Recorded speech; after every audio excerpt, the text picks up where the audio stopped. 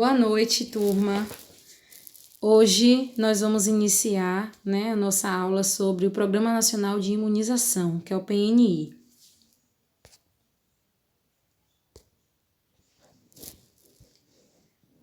A imunidade, ela é uma defesa do nosso corpo e todos os seres vivos apresentam mecanismos de defesa contra agentes patogênicos, seja vírus, bactérias, fungos, protozoários.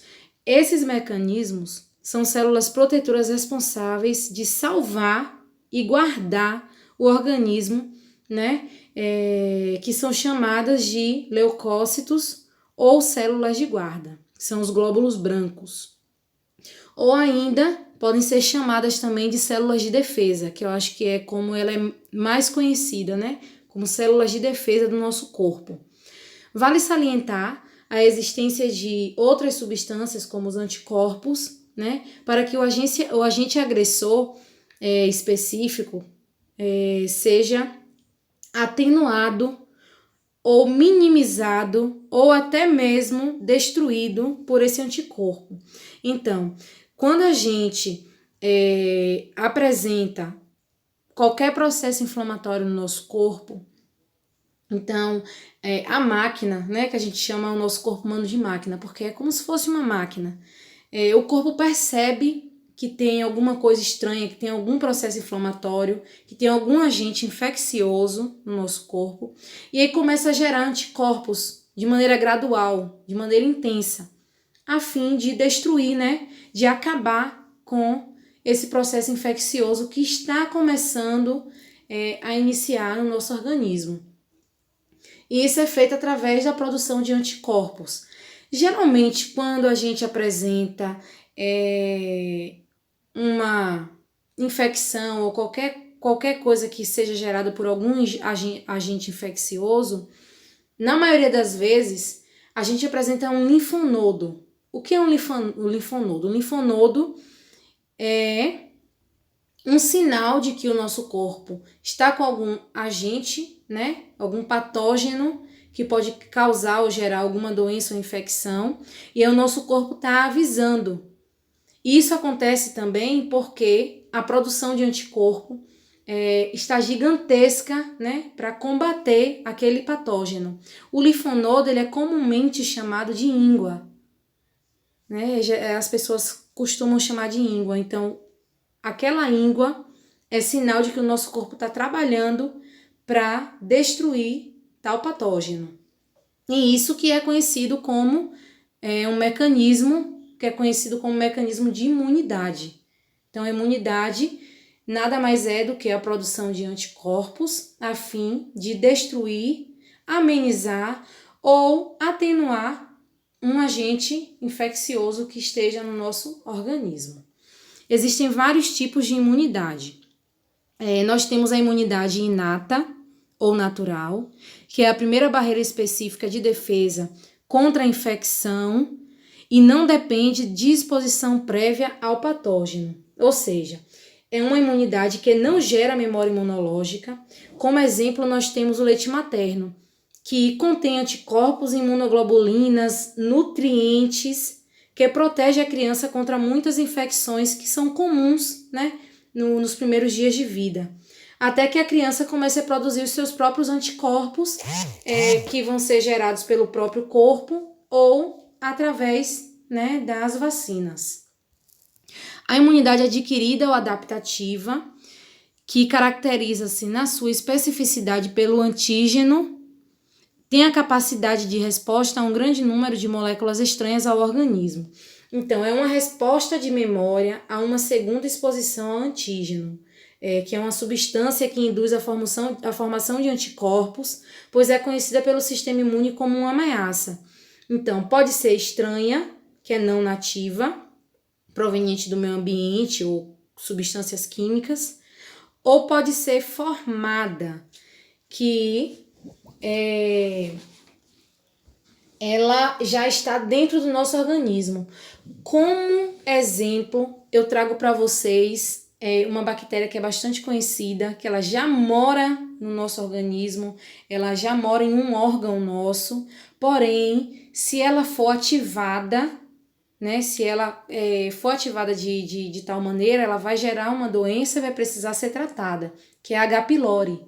É uma bactéria que está presente no nosso estômago, ela faz parte da nossa flora estomacal, porém, quando ela se apresenta, ela causa uma doença, né, que é causada por H. pylori, pode causar úlcera gástrica, que já é uma complicação do H. pylori, que é essa bactéria, ou pode levar até, devido à quantidade grande ou a proporção grande de úlcera, pode levar até um câncer de estômago.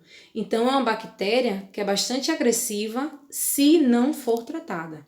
Ela precisa ser tratada caso ela se manifeste contra o nosso organismo, contra o nosso próprio órgão, que é o estômago.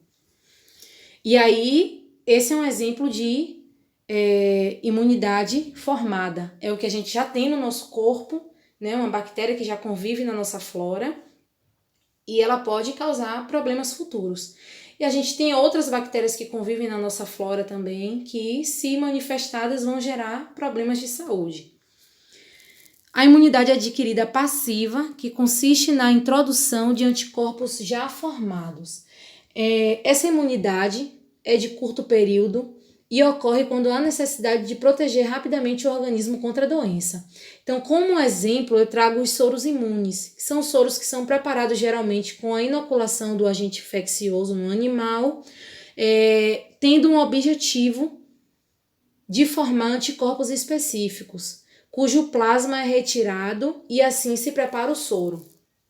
Outro exemplo que eu posso trazer para vocês é a passagem de anticorpos maternos para o feto durante a gestação via transplacentária, né? Então, tudo que a gente se alimenta vai passar para o bebê através da barreira transplacentária, que é a conexão entre mãe e filho através do cordão umbilical.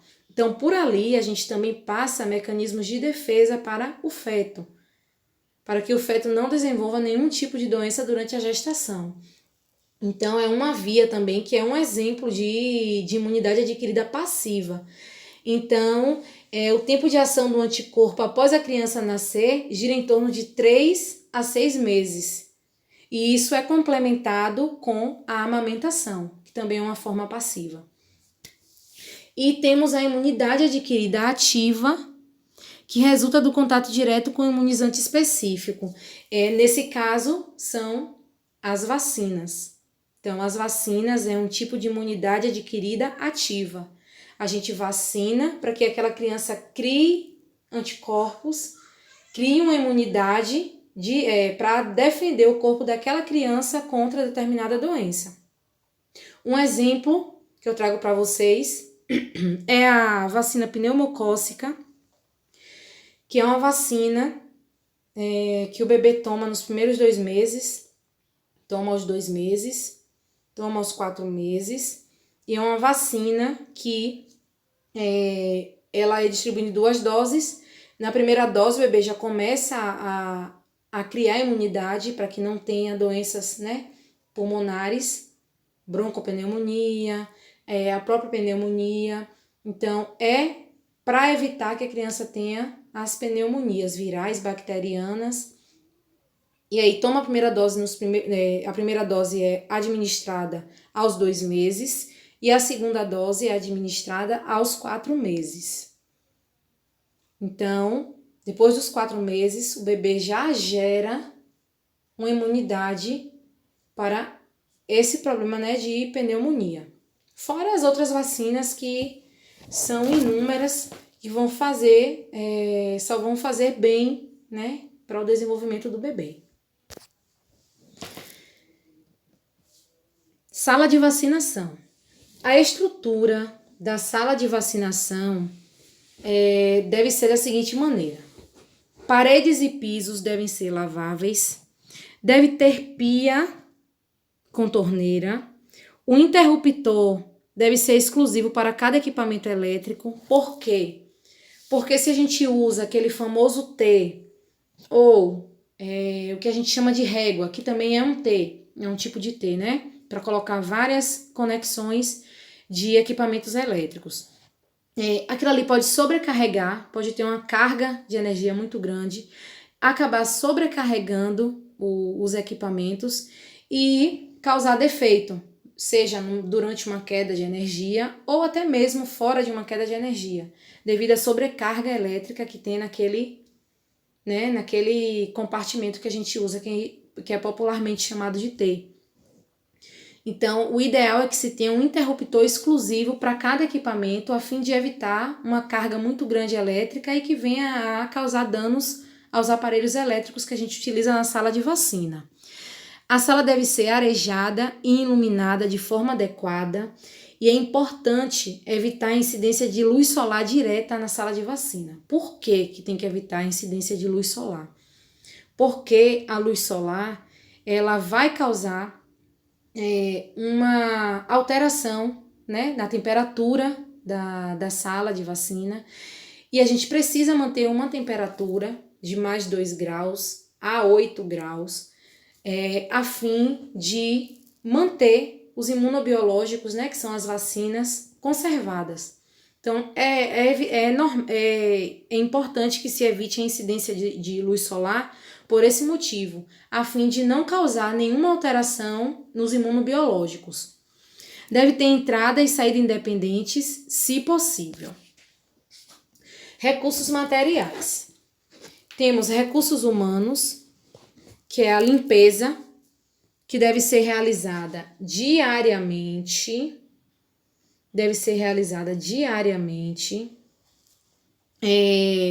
Ao final do turno de trabalho e sempre que for necessário. O lixo deve ser jogado numa caixa pérfuro cortante, que é essa que está aqui na imagem que eu trago para vocês. Então, essa caixa pérfuro cortante, a gente vai colocar as seringas, os frascos dos imunobiológicos, a gente vai colocar tudo aquilo que seja pérfuro cortante na caixa de pérfuro cortante. O que for de lixo comum, a gente vai ter também o lixo comum e a gente vai ter o lixo infectado. Caso a gente precise jogar um algodão, caso a gente precise jogar um algodão, a gente vai colocar no infectado.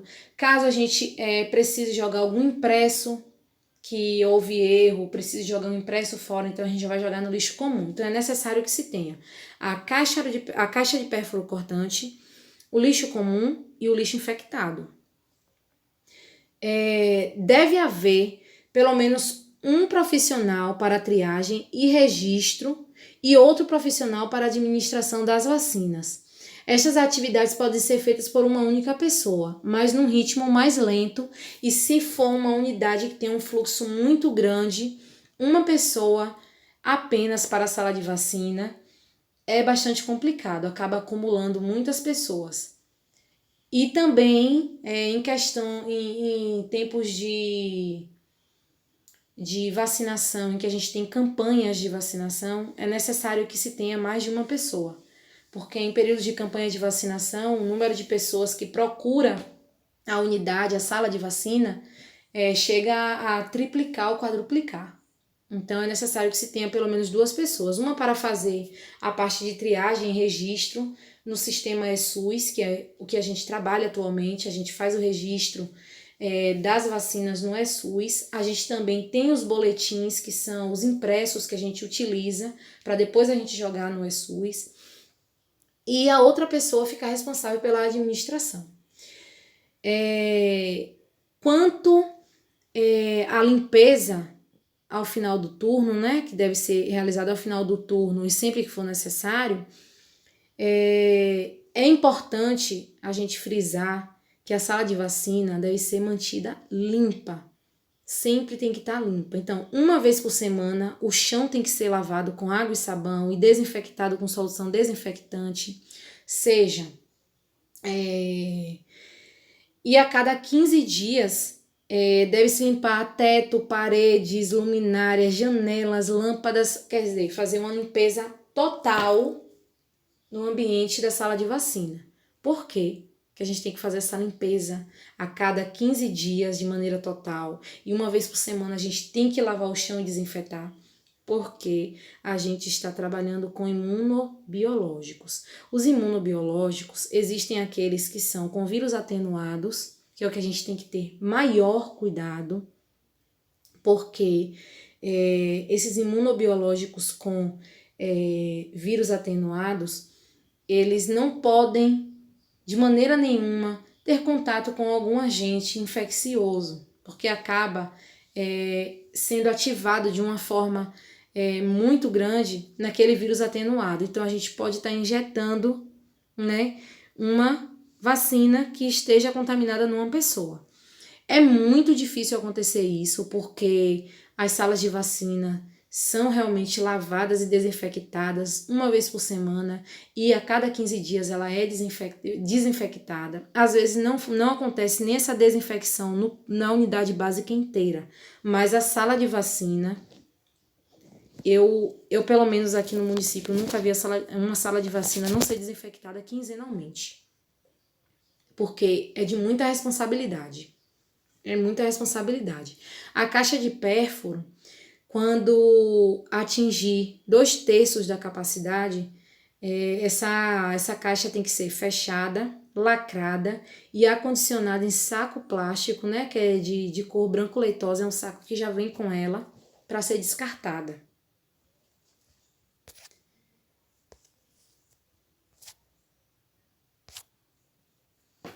Importante. Os imunobiológicos compostos por micro-organismos vivos atenuados recebem tratamento prévio antes de serem desprezados. São exemplos dessa vacina oral contra poliomielite e a vacina tríplice viral, que é contra sarampo, cachumba e rubéola. Então, qual é o tratamento que a gente faz? Eu acabei de falar sobre a importância de desinfectar. E antes de ser jogado fora, a gente também tem que fazer esse tratamento. Então, como é realizar esse tratamento? A gente vai colocar os frascos fechados na autoclave durante 15 minutos a uma temperatura de 121 graus a 127 graus Celsius, ou numa estufa por 2 horas a 170 graus Celsius, para que a gente faça o tratamento prévio, né, desses imunobiológicos antes de ser tratado, antes de ser desprezado. Então, quando a gente despreza no momento que a gente acaba de aplicar a vacina, ali a gente já fez esse tratamento antes mesmo de aplicar a vacina na criança, né? Ou no adulto. Então, a gente já fez o tratamento e quando a gente despreza, está livre de aqueles vírus atenuados tomar uma proporção na sala de vacina ou em qualquer outro ambiente e causar, né, algum dano à saúde de alguma pessoa. Então, quando eu digo que é muita responsabilidade, é porque é muita responsabilidade mesmo. Sala de vacina, a gente precisa ter pessoas capacitadas e que saibam lidar com cada um tipo de imunobiológico. Rede de frios. Conceito. É o sistema de conservação dos imunobiológicos, onde se inclui o armazenamento, o transporte e a manipulação destes produtos em condições adequadas de refrigeração, desde o laboratório produtor até o momento em que os mesmos são administrados. Então, os imunobiológicos, a gente tem algumas orientações gerais, né, acerca dessa rede de frios. Então, a gente deve utilizar o refrigerador com compartimento único, manter os imunobiológicos a temperatura de mais 2 graus Celsius a 8 graus Celsius, colocar o equipamento distante de fonte de calor, como, por exemplo, a gente deve colocar o refrigerador longe de estufa, autoclave e fora do alcance dos raios solares, porque, como eu falei a vocês, vai acabar interferindo na conservação dos imunobiológicos, né? Vai causar uma alteração e a gente não pode deixar que isso aconteça. Deixar o refrigerador perfeitamente nivelado, afastar o refrigerador a 20 centímetros da parede. Por que a gente faz isso? A pelo menos 20 centímetros da parede, porque vai permitir que haja uma livre circulação do ar no condensador, que fica na parte traseira da geladeira. Então, se a gente deixa muito encostado, não vai ter essa circulação e isso vai acabar gerando um aumento da temperatura. E a gente não quer que essa temperatura eleve. A gente precisa fazer de tudo para que essa temperatura se mantenha entre mais 2 graus Celsius e mais 8 graus Celsius, que é o preconizado para a conservação dos imunobiológicos. Usar tomada ou conexão com fonte de energia elétrica exclusiva. E a gente também faz esse uso de conexão exclusiva a fim de evitar ligar junto a outros equipamentos na mesma tomada, né? Que é como eu já expliquei a vocês, há um risco de aumento da eletricidade e pode inutilizar o equipamento, ou até interferir na própria conservação do refrigerador, né? Dos imunobiológicos. Ajustar o termostato de modo a encontrar o ponto ideal que vai permitir a manutenção da temperatura do refrigerador entre mais 2 e mais 8. Verificar a temperatura do refrigerador pelo menos 2 vezes ao dia e registrar. Utilizar bandejas plásticas perfuradas ou porta-talheres para acomodar os imunobiológicos na geladeira. Quanto à organização do refrigerador. Então, vai funcionar da seguinte maneira. No congelador do refrigerador deve-se colocar sacos com gelo, gelox, para a utilização destes, né, em situações de emergência e arrumação em caixas térmicas. Na porta do refrigerador não se deve colocar as vacinas, pois a temperatura na porta do refrigerador é mais elevada. E colocar na prateleira central o termômetro de máxima e mínima de pé para evitar a quebra da coluna de mercúrio. Então, como é que a gente vai arrumar esse refrigerador? Observem. Na primeira prateleira, a gente vai colocar as vacinas que podem ser congeladas, como, por exemplo, a vacina da poliomielite, sarampo, febre amarela, em bandejas que são perfuradas para permitir a circulação de ar ou nas próprias embalagens do laboratório produtor. Às vezes já vem uma embalagem, então a gente mantém ali dentro mesmo daquela embalagem. Na segunda prateleira, a gente vai colocar as vacinas que não podem ser congeladas, como, por exemplo, são as vacinas bacterianas. Um exemplo que eu trago para vocês é a vacina meningocócica. Ela não pode ser congelada. Então, a gente vai colocar na segunda prateleira, porque ali a refrigeração vai permitir que ela não congele. Na terceira prateleira, a gente vai colocar os diluentes, né, que já vem para cada vacina. Algumas vacinas já vem com diluentes, outras não precisam de diluente. Então, os diluentes vão ficar na terceira prateleira.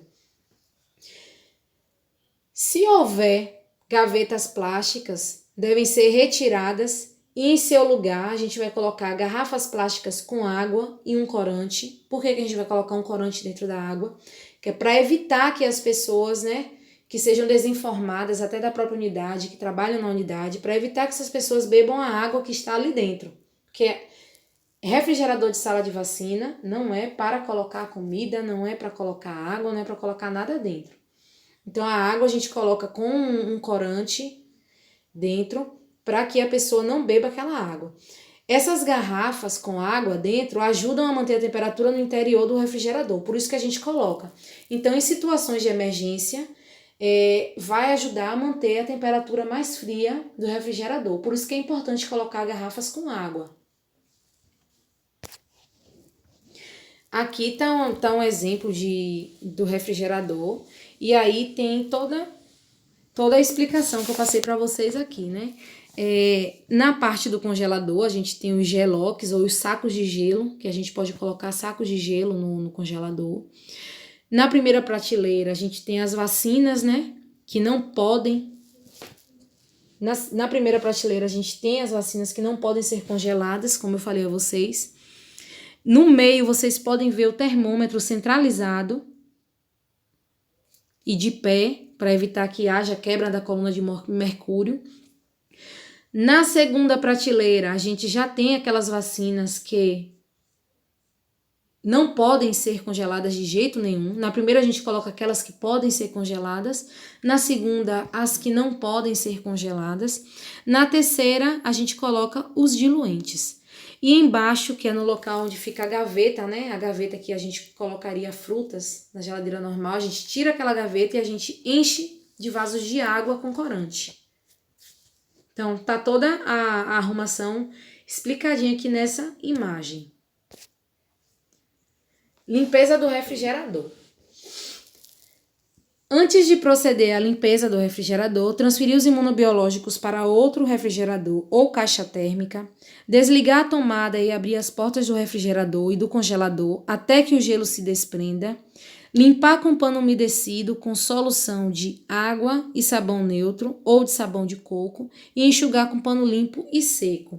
Isso deve ser realizado a cada 15 dias, juntamente com a limpeza da sala inteira. Então, a cada 15 dias tem que fazer a limpeza do refrigerador. Ou então, quando a camada de gelo atingir meio centímetro. Então, se em uma semana a camada de gelo atingir meio centímetro, deve-se fazer a limpeza do refrigerador. Quando a gente transfere os imunobiológicos para um refrigerador ou caixa térmica, a gente vai usar o gelo que a gente colocou nos sacos plásticos no congelador, ou o próprio Gelox que a gente deixou lá no congelador, que já é próprio para isso. Para quando for fazer limpeza e para quando a gente for fazer também vacinação na área e precisar utilizar a caixa térmica para manter a temperatura. Após a limpeza, a gente vai ligar o refrigerador, recolocar o termômetro, garrafas e gelo reciclável em sacos plásticos, manter as portas fechadas por 1 hora. A gente não vai transferir os imunobiológicos logo após a limpeza. A gente vai aguardar 1 hora com o refrigerador fechado e depois de 1 hora a gente vai verificar se a temperatura está dentro do recomendado. Então, a gente só vai transferir o imunobiológico quando a temperatura estiver no recomendado, que é de +2 a +8. Se em 1 hora a temperatura não estiver no ideal, a gente vai aguardar mais um pouquinho e só colocar o imunobiológico quando tiver segurança na temperatura. Então, aí depois a gente vai recolocar tudo no local, né? Nos devidos lugares. Aqui eu trago para vocês 2 exemplos de termômetros. A primeira imagem é um termômetro à base de coluna de mercúrio. Ele é mais antigo, porém, ele é muito mais fidedigno ao aferir a temperatura do congelador do que o digital. Porque assim, o digital, ele é bom também, porém, tudo que é digital tem uma tendência maior a apresentar defeito e pode ser que a gente não observe que aquele termômetro está com defeito. Então, o de coluna de mercúrio é o mais fidedigno. E temos o digital, que é na segunda imagem, que também é bastante utilizado, porém ele tem que estar sempre calibrado. Então, a gente tem que estar sempre procurando calibrar ele, para que não apresente defeito, para que não abaixe demais a temperatura e a gente não observe e ele leia a leitura de uma outra maneira, ou que essa temperatura também não eleve e ele acabe acabe com defeito, não mostrando a temperatura correta e a gente vai perder os imunobiológicos sem saber. Né? Então, tem que estar sempre calibrando o digital. Coisa que não precisa no termômetro de coluna de mercúrio. A gente não precisa ficar calibrando. Situação de emergência. As situações de emergência que pode acontecer numa sala de vacina e pode causar problemas, né, na conservação dos imunobiológicos, o primeiro e o mais frequente a se acontecer é corte de energia ou defeito do refrigerador. Então, os imunobiológicos podem ser mantidos nesse refrigerador durante um corte de energia ou até um próprio defeito no refrigerador. Pode ser mantido de 4 a 6 horas se o refrigerador estiver funcionando em perfeitas condições. Se for um refrigerador que tem uma vedação perfeita na borracha da porta, né, ele se mantém nivelado quando fechado. Então, e também se a gente tiver o controle diário de temperatura. Por isso que é importante a gente observar a temperatura pela manhã, quando a gente chega na unidade, e ao final do dia, quando a gente fecha a unidade. Então, a gente tem que ter esse registro.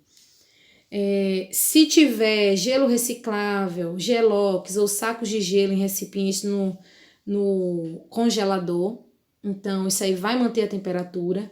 Se tiver as garrafas de água também na última prateleira, que vai ajudar a manter a temperatura.